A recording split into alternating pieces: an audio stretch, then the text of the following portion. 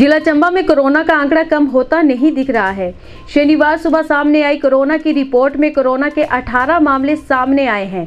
वहीं 18 कोरोना रोगी स्वस्थ भी हुए हैं, जिसके बाद जिला में कोरोना का आंकड़ा 1253 पहुंच गया है और जिला में 134 कोरोना के एक्टिव मामले हैं। वहीं 1097 कोरोना रोगी स्वस्थ भी हुए हैं।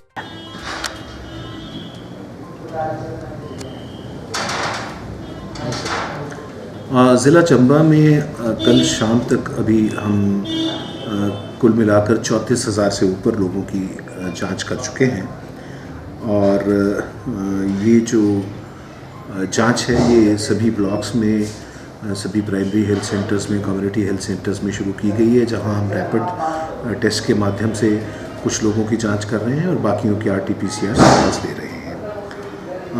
आज सुबह तक जो है, क्योंकि आज सुबह कुछ पेंडिंग हमारे रिजल्ट्स 2-3 दिन के चल रहे थे, लेबॉर्ट्री पे थोड़ा मैन पावर इश्यूज़ की वजह से बहुत सारे टेस्ट नहीं हो पाए थे, तो उन टेस्टों की रिपोर्ट आने के बाद 18 आज और पॉजिटिव आए हैं अभी तक। उसके बाद हमारे ज़िला में एक्टिव केसेस की संख्या 1271 हो गई है और ये जो है 1108 लोग अभी तक जो है पूर्णतः स्वस्थ हो चुके हैं और 141 अभी हमारे एक्टिव केसेस हैं और इन 141 में से हमारे 65 से 70% लोग जो हैं होम आइसोलेशन में हैं, जिनमें कोई बहुत अधिक सिम्टम्स नहीं हैं, तो उनको हम होम आइसोलेशन में रखे हुए हैं।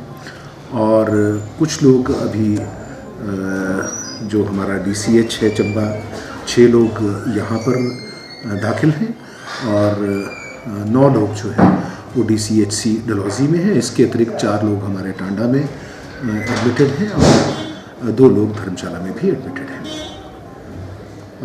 अभी तक क्योंकि जो रोज़ मामले आ रहे हैं उनकी संख्या बढ़ रही है, एक ये मिथ क्रिएट हो रही थी कि कोरोना का जो केसेस हैं वो कम हो रहे हैं और इसलिए लोगों में एक कॉम्प्लिसेंसी या थोड़ी ईज़ आउट होने की भावना आ रही थी। तो मैं ये स्पष्ट करना चाहता हूँ कि केसेस की संख्या, पॉजिटिव केसेस की संख्या बढ़ ही रही है हिमाचल में और इसका एक कारण ये भी है कि हम टेस्टिंग भी बढ़ा रहे हैं।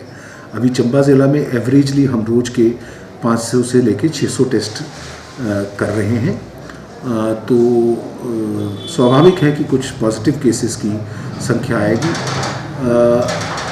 ये अच्छी बात है कि हम लोगों को टेस्ट करें, रेंडमली टेस्ट करें, जिन लोगों में संभावना है उनकी टेस्ट करें, ताकि पॉजिटिव लोगों की पहचान जल्दी हो पाए और उनसे आगे संक्रमण फैलने को थोड़ा कम किया जा सके, रोका जा सके।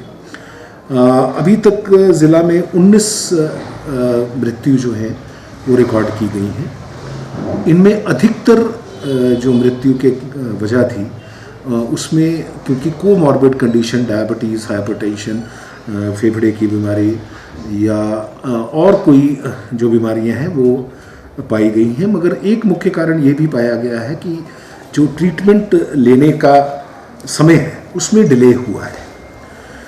तो जैसे कि मैं कह रहा हूँ कि सिम्टम्स आने की संभावना या कॉम्प्लिकेशन आने की या मॉर्टेलिटी की संभावना उन लोगों में ज़्यादा है जिनमें कोमॉर्बिडिटीज़ हैं, मतलब जिन लोगों में या तो उम्र ज़्यादा है या जिनमें मधुमेह की शिकायत है, रक्तचाप है, कैंसर है, फेफड़े की बीमारी है, अस्थमा है या ऐसी कोई बीमारियां हैं जिसमें शरीर की प्रतिरोधक क्षमता कम होती है। सो ये बहुत ज़रूरी है कि ऐसे लोगों की तो हम एकदम पहचान करें।